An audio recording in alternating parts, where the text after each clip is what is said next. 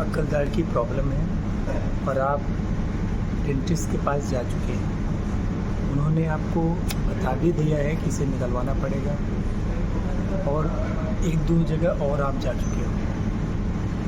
सभी ने यही कहा है कि इसको निकलवाना ही पड़ेगा, लेकिन फिर भी आपको डर लगता है, आपको नहीं निकलवाना, आप नहीं निकलवाना चाहते हैं, या आप सोच रहे हो कि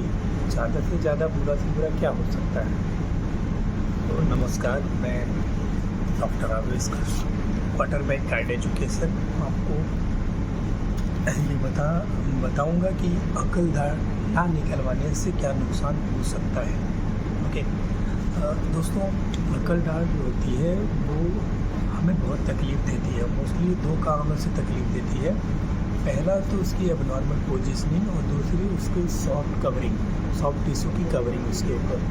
वो इन्फ्लामेशन, स्वेलिंग और पेन कॉज करती है।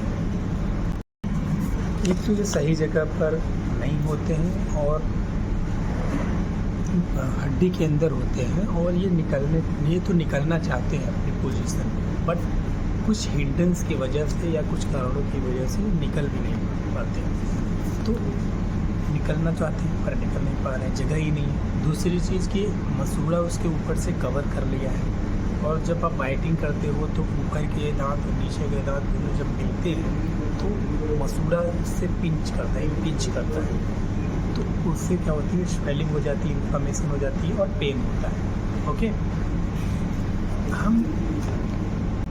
हम डॉक्टर के पास गए और डॉक्टर ने बोला कि इससे निकलवा देते हैं, इससे निकलवाने से ही ठीक होगा,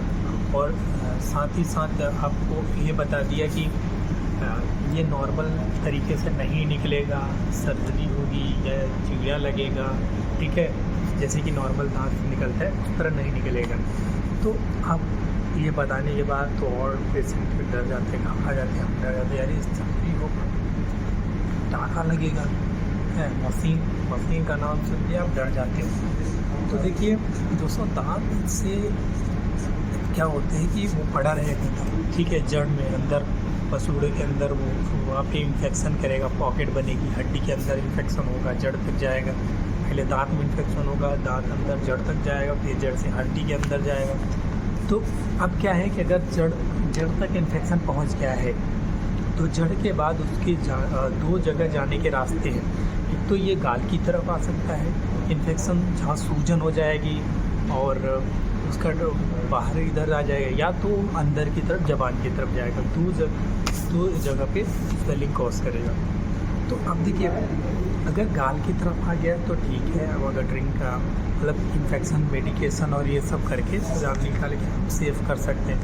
बट अगर वो ज़बान की तरफ चला गया,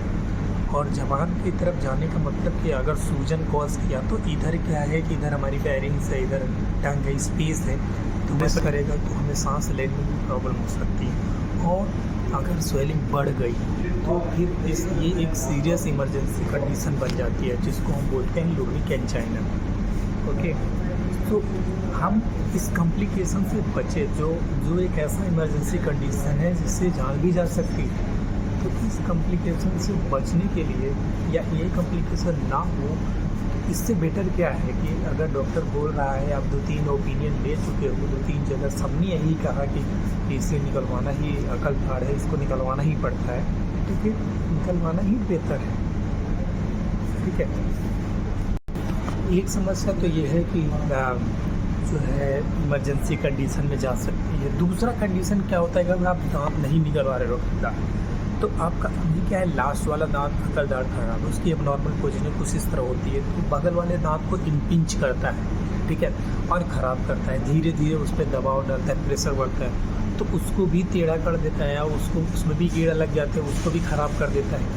फिर आप क्या करते हो, उसका भी रूट कैनाल करवाओ, फिर पेन किलर खाओ, पेन किलर खाते पेन किलर के भी बहुत सारे नुकसान हैं, ठीक है, तो उतने पेन किलर भी नहीं खाना चाहिए। और क्या होता है कि अगर आप दांत नहीं निकलवाओगे, पेन है, स्वेलिंग है, तो आपकी डाइट जो है कंप्रोमाइज़ हो जाएगी, आपको न्यूट्रिशन की कमी हो जाएगी, कम खाना खाओगे, दर्द के कारण खाना नहीं खाओगे, ठीक है। और तो ये सब चीज़ें हैं जो उसको तकलीफ़ करती है। अगर लॉन्ग टाइम तक आप जो है